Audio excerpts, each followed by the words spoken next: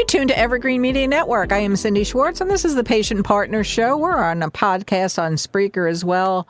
Jeannie Roller, today we are talking about bogus medical coding and what that means and the money that is being garnered from doing bogus coding and why is it being done. Jeannie, you are in Indiana, I'm in Florida, and this show is about our opinions, about research that we do about topics that, we find interesting. We try to help the people get better medical care if we can, or, answer some questions that we get, people that we meet of different horrific things that have happened in the medical arena. And this one is, I've heard it so often about different codes, and I don't remember that word being around except for maybe the last 10 years or so. Call me old, but I'm sure that they've had it or in some kind of form or another all these years. But yeah, medical codes, and we've laughed about it off the air, that sometimes they're going to just code you for walking in the room.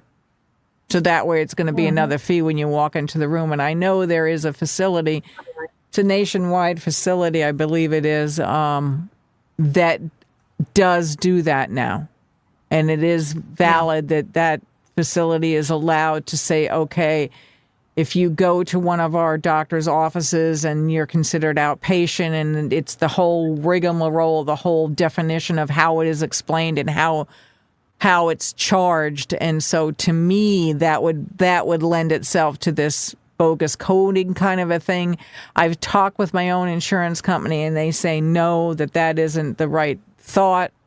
I mean, I did follow up with it because I'm like, there's no way that I'm paying $96 for using your CT machine when it's the CT machine's been there forever. But yeah, that is true. And I'm like, why is that a separate bill? And it's not part of what I'm paying to be able to have the scan done, because I can't do the scan without the machine. So to me, it's kind of like, when you buy the car, okay, it used to be back in, my day or whatever, 100, the radio was maybe extra, but you need the steering wheel and the brakes.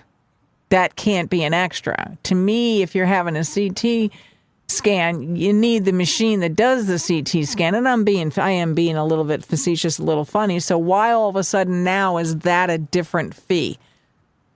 Anyway, that's what we're talking about, Jeannie. So, run with it. Bogus medical coding, what is it? Well, I mean, one thing that they do is they bill for services not rendered, meaning that it was never provided to the patient. So, I mean, for some reason, they could bill you for an x-ray you never got, for medication they never gave you, for a lab test that was never done.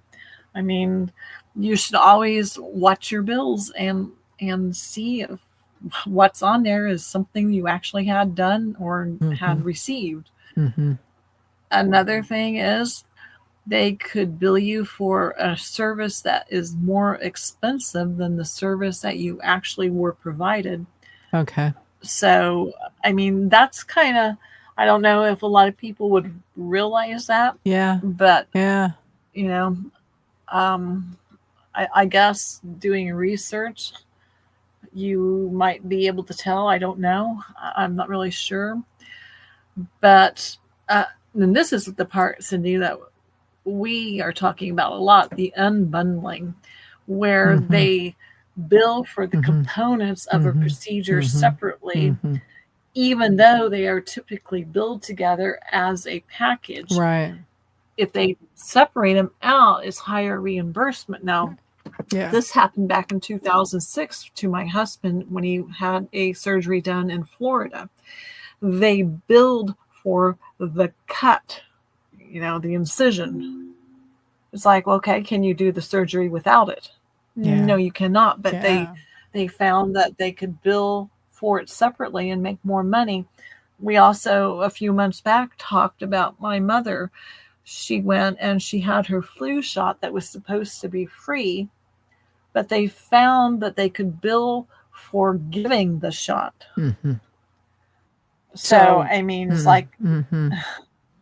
So if you're going to opt for a flu shot, is it a valid thing as a patient to think that you're getting the flu shot, and I'm being a little bit facetious, when they hand you the syringe. So here's your flu shot, Mrs. Smith, Mrs. Jones, Mr., Brown, whatever. Here's your flu shot. Oh, but now we have to actually get someone to give it to you. So that's a different fee. Mm-hmm. I memean, how that's crazy. It's the same as if you go into the operating room and you need to have the gurney wheeled into the OR room, but then we're going to charge you for that gurney. Yeah. Another place that I've seen it, or another medical procedure I've seen that done for a lot, are lab tests. They will not only charge you for the lab test, but they will charge you for drawing the blood, the actual drawing of the blood. Mm-hmm. So, again, you can't do the lab test without the blood. So, you would think that would all be one price, but they have found they can make extra money by billing for actually drawing the blood out.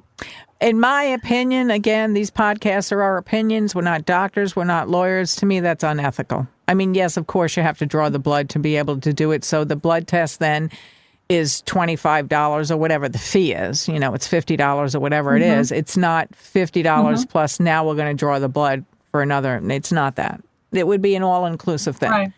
I mean, this likens itself to all the horrors that we've ever heard about, used car salesmen, and I don't want to beat up on them, but anybody that's like, you don't know what the upfront thing is to begin with kind of thing. They always get the bad rap, used car salesmen, but people can relate to that kind of thing. So, okay, we don't really know what this is, but we'll tell you at the end after we figure out what the whole conundrum is and what we can get out of you, if you will, my opinion. That's what it sounds like to me. It's just crazy. Yeah. It is crazy. I mean, and at the end of the day, and how many times have we talked about that? It's the dollar sign at the end of the day. How much money is this going to be able to do? Blah, blah, blah, blah, blah. And all of our rates go up, and they're still going up.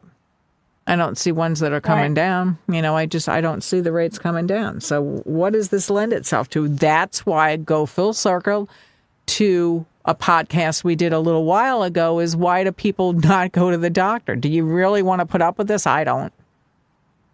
Yeah. It's gotten to be so exasperating. And another avenue on billing that they could commit fraud on is performing unnecessary services. And there's been a lot of articles recently about this, that they do things that they know are not necessary, but they go ahead and do them because it increases the revenue. Right. So, I mean, as a patient, you always must know why something is being done, if it's really necessary. It goes back to the thing, Cindy, that you say all the time: ask questions.